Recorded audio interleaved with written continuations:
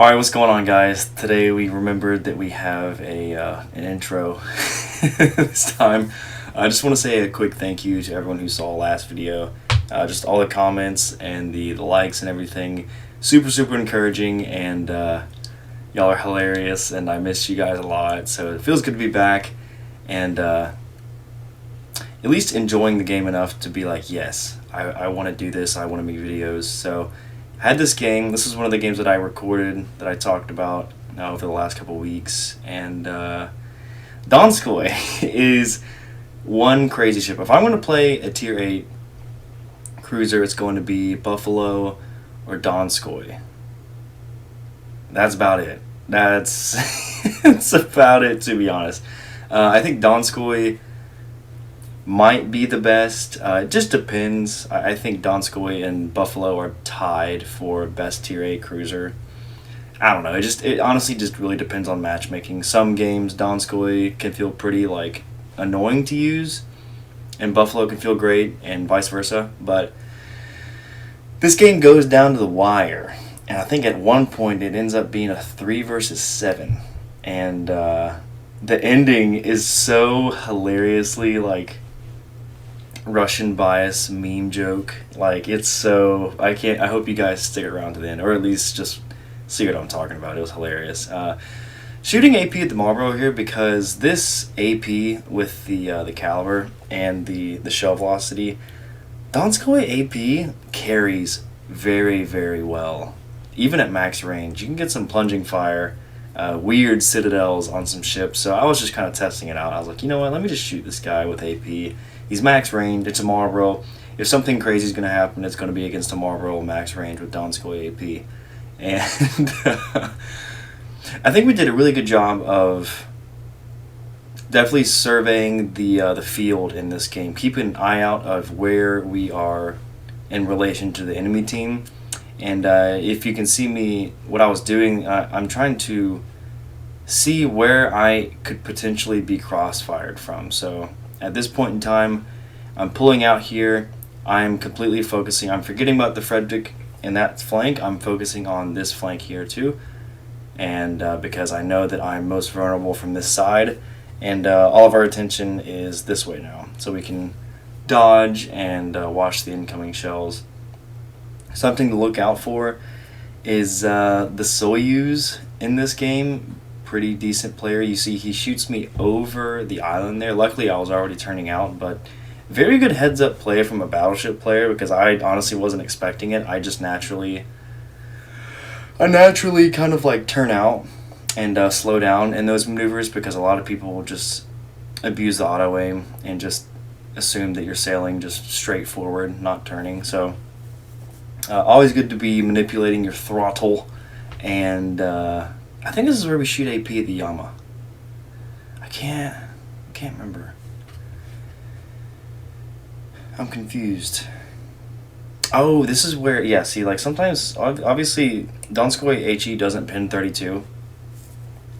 So if you're not hitting superstructure, the results can be very not great. And I'm sitting here wondering, like, where my shells go. Like, Yamato is a pretty thick target, especially on its broadside, and my shells are just like missing. I'm like, how are these just missing every which way? Look at the AP performance though. Look at the AP performance at 17 kilometers. This is, if you see any sort of broadside that you know you can consistently hit, shoot the AP, man. I mean, you're going to be chunking people for like 6 to 10k, like pretty decently, as long as RNG holds in your favor. I loaded HE because Yamato damage conned, and I knew that all we needed was a follow-up fire to kill him. So yeah, we take care of Yama. Surveying the back there, it's not looking great. They have 2 BBs, they have a Yamato, and they have a Marlboro, which is way out there at the top of the map. I don't think I've ever seen a battleship go that far out there. But we thank him. We spent $17 in this video paying these guys to throw. So if we could make that up in the comment section, I'm just messing. I'll get Aaron to pay me at some point. shooting a battle in Alaska with HE at this range is just not really happening. So at this point in time, we're not wasting time, but we need to figure out a better way to use our ship, and we have to flip sides. And I feel like I'm decently far away, but our frontline ships are not that far away from me. And if I was just 2 kilometers closer to any of these guys, I would probably be the ship in question to get smacked next. And at this point in time, yeah, it's a 3 versus 7. It's not looking great. They have a 2 DD advantage on us. And at this point, this was funny because when I was playing this game, I still remember it. This arrow guy is just like, oh, another bad team, and I was checking to see which player he was at that moment right there. I was like, all right, we're winning this game. We're winning this game. Yeah, I don't know how we're about to pull this off, but we are winning this game. And I was so. It's funny because you'll see at the end and how it ends. I seriously said to myself, yeah, no, after this, we're winning that game. After he said that, we're winning, like 100%. So, pretty funny to look back on. We get super lucky here, I'm not going to lie. I have noticed that since I haven't played as much or cared about like super mega tryhard games, I'm definitely a lot lazier with some of my movement and just my overall like vision. So, but who cares? I mean, we're having fun. You know, the tryhard portion of me for this game died out a long time ago, and it's nice to come back and just play the game and have fun.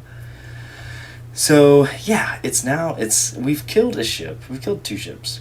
But the odds still aren't great. But this is the perfect scenario. Let me explain. Donskoy is a very, very capable cruiser of pulling out some ridiculous carries. And we're so far behind that this is where the enemy team is going to be like, we can pretty much play however we want to play. Hayate gets spotted by a battleship. I don't have to use a radar here, which is clutch. Even if he doesn't go down here, I would have tried for a blind fire shot and saved the radar because I'm going to end up needing the radar. I'm going to end up needing both radars in this game, so super clutch that guy threw.